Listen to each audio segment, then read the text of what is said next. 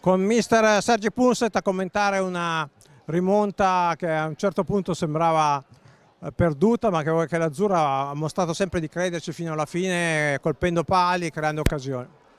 Sì, ma io quello che ho visto dal primo giorno che lavoro con questa squadra è che sempre crede fino alla fine. Abbiamo lavorato sempre tutte le partite, l'abbiamo lottato fino alla fine sempre. È andato così perché veramente non credo che il 2-0 neanche fosse meritato, perché abbiamo fatto una grandissima partita contro un Viareggio che veramente ha fatto veramente una grandissima partita con grandi giocatori.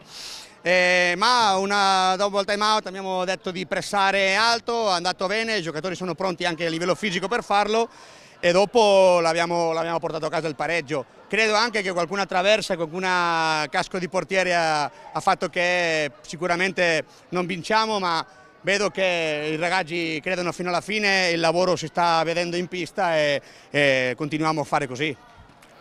E con un Marcos Vega in più è tutto più semplice.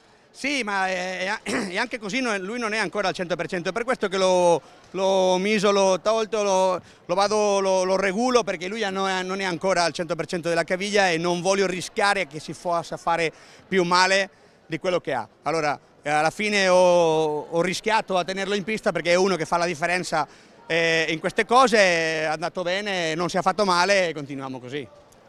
È un punto per come è maturato che sembra quasi una vittoria. Sì, sicuramente il 0-2 per Viareggio non era neanche vero, non era reale, perché la partita è andata veramente igualata. Credo che abbiamo meritato fare qualcun gol prima del suo primo e sicuramente del secondo. Il secondo è stato veramente un sbaglio nostro, che dobbiamo ancora trovare il punto di calma per gestire quando andiamo in inferiorità o quando andiamo pareggiati. Ma con un 2-0 veramente quel pareggio a casa giocato così con un 5 contro 4 dà un gusto a vittoria, ma è un punto e dobbiamo ancora lavorare tantissimo. Grazie.